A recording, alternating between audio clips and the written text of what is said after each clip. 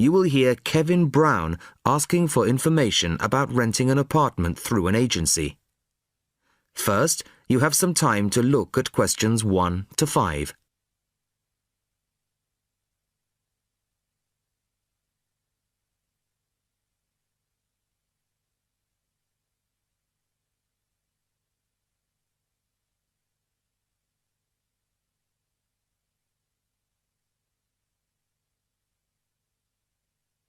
Now the test will begin. You should answer the questions as you listen, as you will not hear the recording a second time. Listen carefully to the first part of the conversation and answer questions 1 to 5. Good afternoon. How can I help you? Hello, my name's Kevin Brown.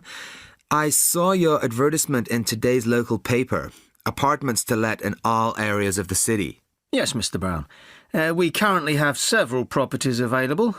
What part of the city were you thinking of? Well, city centre ideally. OK. And what price range are you interested in? I don't really know. What have you got? Well, prices start at £400 a month, going up to £1,000 a month. OK. And what's the difference? What does the price depend on? Well, the number of bedrooms mainly. The cheaper apartments have 1 bedroom, while the most expensive have 3 or 4 bedrooms. OK. 2 bedrooms would be nice. So I'll say 2 bedrooms up to £600 a month. Do you have anything like that? Right, sir. We have... just give me a moment, please. We have 2 properties that might interest you. One is in North Street. It's a very nice apartment, but it's £750 a month. But that includes a private parking space. £750. That's a bit higher than I'd like to go, really. Do you have anything less expensive? Yes. We have another one at £625 a month. £625? All right, that sounds interesting. Where is it? It's in Cornell Road, at number 12B. I don't know that. How do you spell it? It's Cornell. It's near the park. I've never heard of it, but I'm sure I'll be able to find it on a map. Before you hear the rest of the conversation, you have some time to look at questions 6 to 10.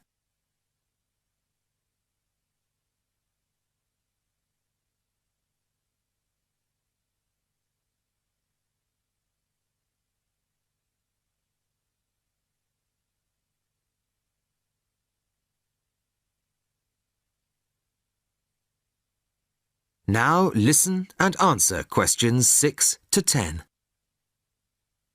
So, would you like to see the apartment, sir? Yes, I would. I'd like to rent somewhere fairly soon. Would tomorrow be possible? Sorry, I'm afraid nobody is available all day tomorrow. It's quite a busy time of year for us. I see. But if you're free later today, you could see it at 5:15. Sure, no problem. I could manage that. OK. So that'll be 5:15 with my colleague Jason. He'll meet you at the apartment. That's fine. And one more thing. What do I need to provide to rent an apartment with you? What documents, that kind of thing? Yes, of course. Do you have a job? Yes, I work in a travel agency. Well, a reference letter from your employer, you know, saying you work for them, and a deposit, which is 1 month's rent plus a fee of £60. What's that for? It's an administration fee to cover the cost of preparing the contract. OK. And one last thing. When would this apartment be available? It's empty now, so you could move in as soon as the contract was signed. That's great. Thanks very much indeed. Bye. Goodbye, Mr. Brown.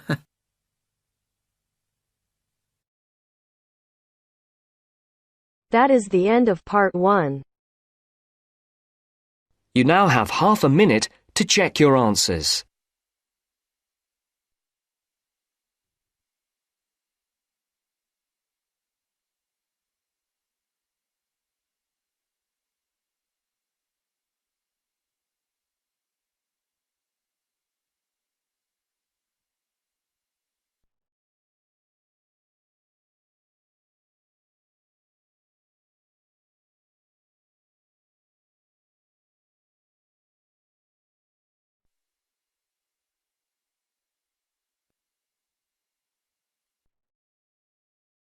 Now turns to Part 2. Part 2. You'll hear two teachers discussing a school trip. First, you have some time to look at questions 11 to 16.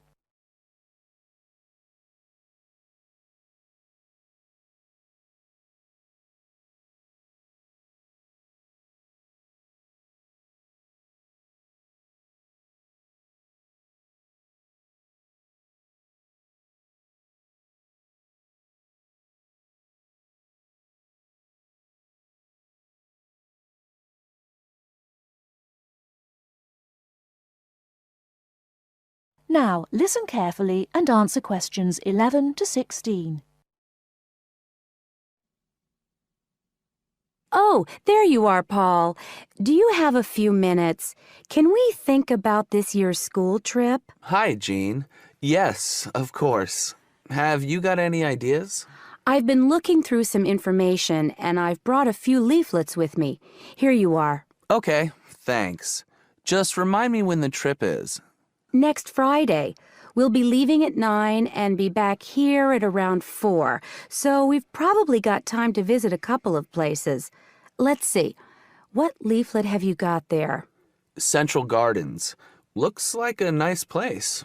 It's open from 9 until 6, so we could go there anytime we wanted, really. What about there in the morning and then somewhere else in the afternoon? Farmers Market would be an option first as well, at least until they close at 1. Or we could try Grey Castle. That should be possible in the morning or in the afternoon. Oh, hang on. That's at the weekend. The last admission is at noon on weekdays.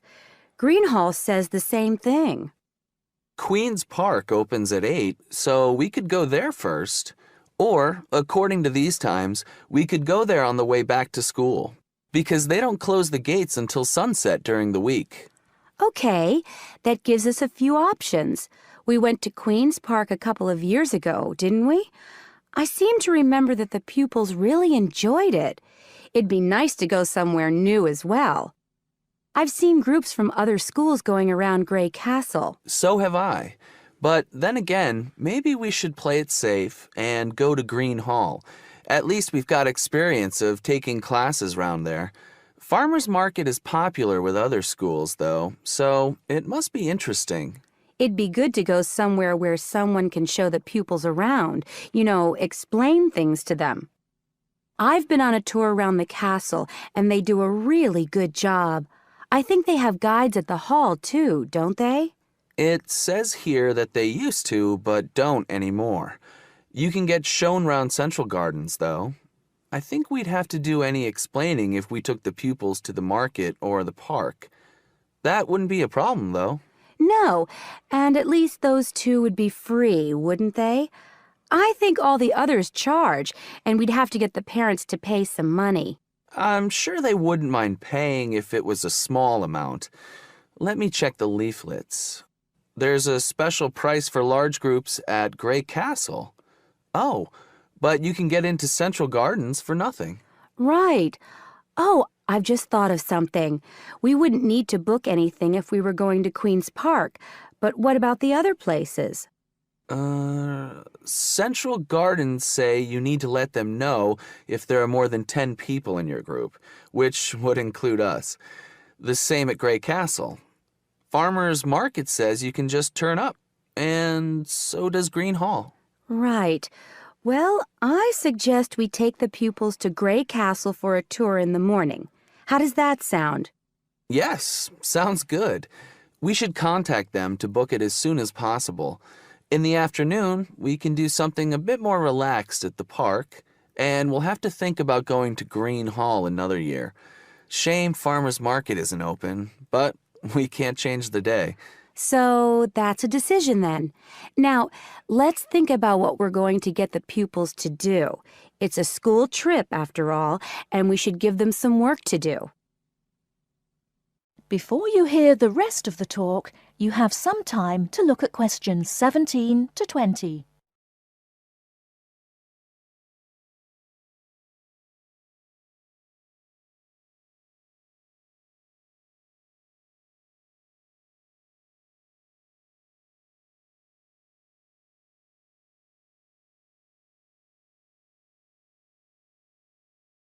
Now listen and answer questions 17 to 20. I think they should know something about the place before they go. That way they know what they're looking at, and they'll be able to write about it better when they get back. I'll put some information together to look at home and give them copies after the next lesson. Good idea. I'll write something for them to do as they're going round the place. We did a quiz last year, and that worked really well. I'll do the same kind of thing this time. Okay. Now, what about the travel arrangements? How are we getting there? What do you think?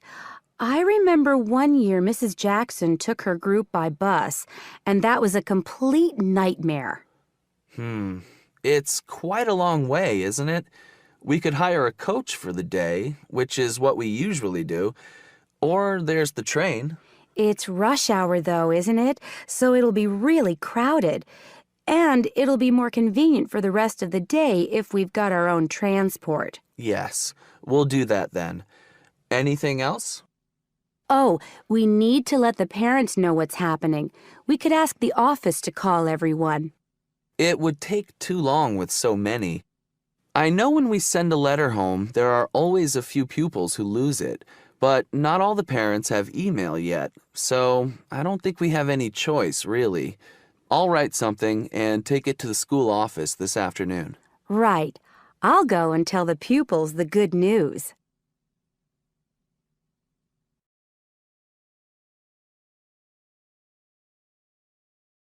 That is the end of part 2. You now have half a minute to check your answers.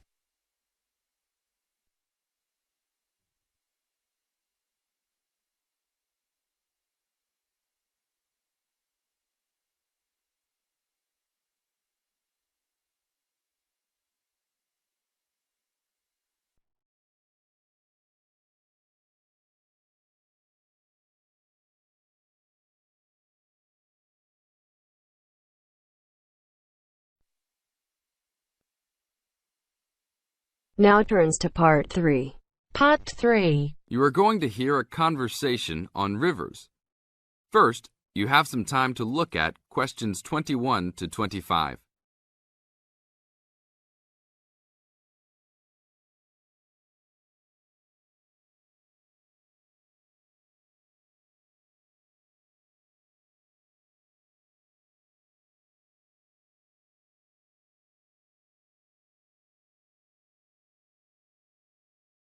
Now listen to the tape and answer the questions. Please tell me about the current state of the Amazon. We have increased deforestation, increased human population relating to deforestation, and a role of fire in the Amazon on a scale that's never been seen in history. At the same time, you can see progress in trying to counter that negative trend. How do you see this? We see this in the creation of national parks and indigenous areas, and efforts to fund sustainable development activities for locals. We see both good and the bad, and it's going to be a race to finish. I understand that you started the Minimum Critical Size of Ecosystems project. Could you tell me about it? A number of years ago, it became apparent that those practicing conservationists didn't have the scientific information available to properly design a conservation area. They didn't know how big it had to be, right? People were learning that as forests fragment, the fragments begin to shed species after they become isolated, so they end up becoming poor examples of what they had been. This relates to the size of the fragment. Do people still study this? Yes, there is a rich subfield of conservation biology that looks at the efforts of fragmentation. One of the consequences is a general policy response to set up protected areas that are fairly large, something on the order of 1,000 square kilometres.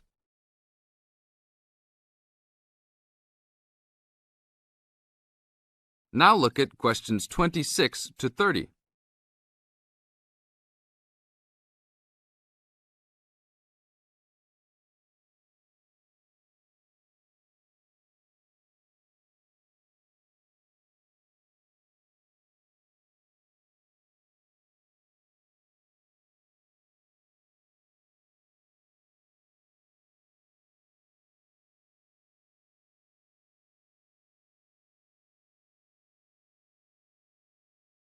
As the talk continues, answer questions 26 to 30.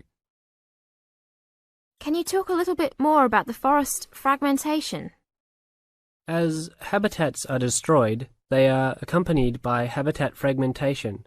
So when 50% of a forest is lost, the remaining 50% being is not one large block, but smaller pieces, which makes the conservation problem even worse than saying that 50% has been lost. And this affects not just forest, but species diversity, correct?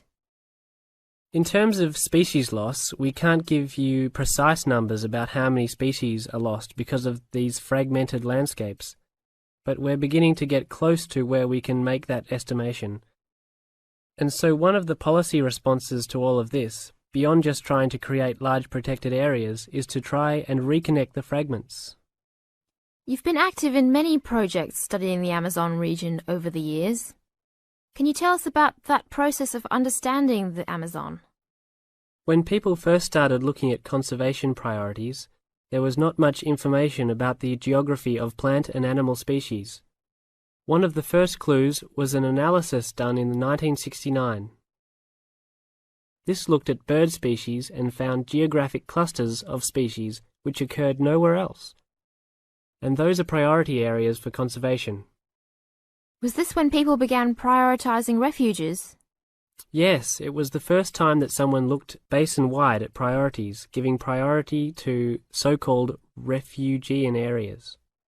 Was this when the new trend to use geographic information systems, or a GIS, started? That was in 1990 after we worked out a whole set of biological and conservational priorities and produced a big map using GIS.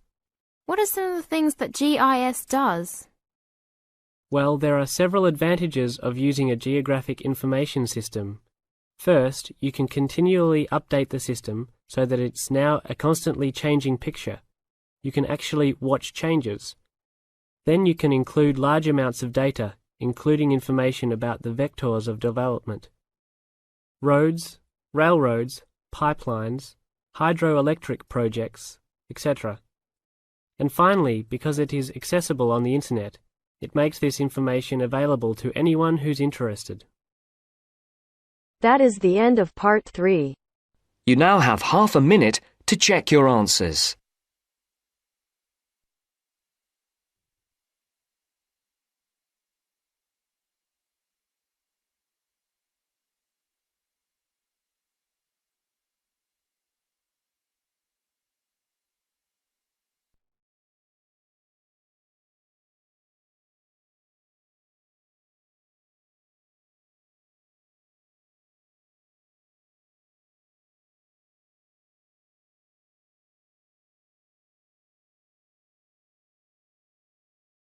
Now turns to part 4. Part 4. First, you have some time to look at questions 31 to 40.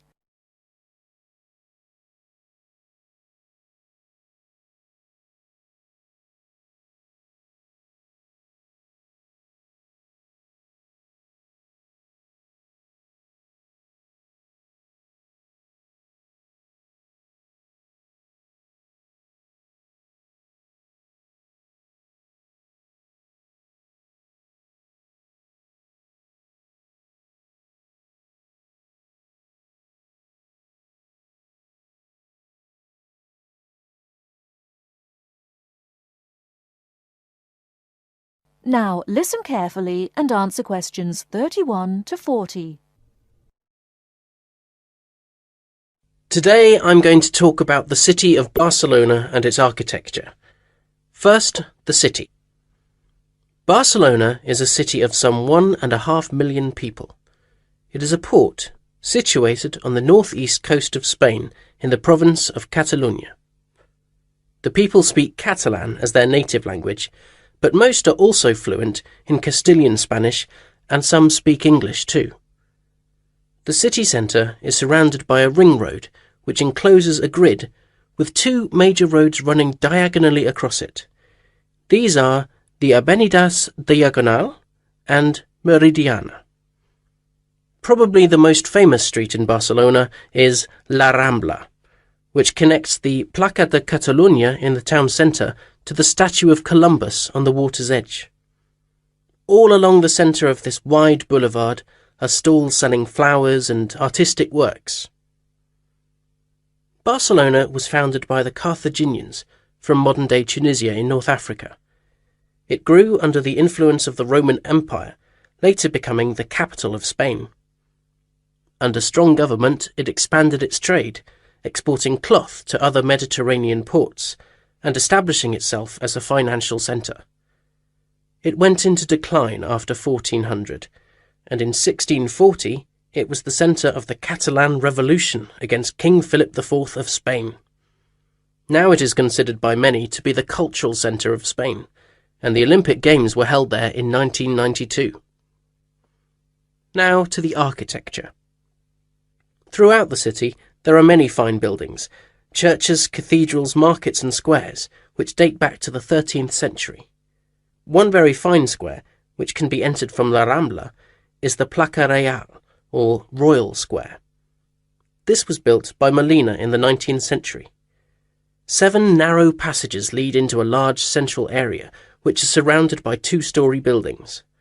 Most of the ground floor is occupied by restaurants and bars, and it is traditionally a place of music and entertainment.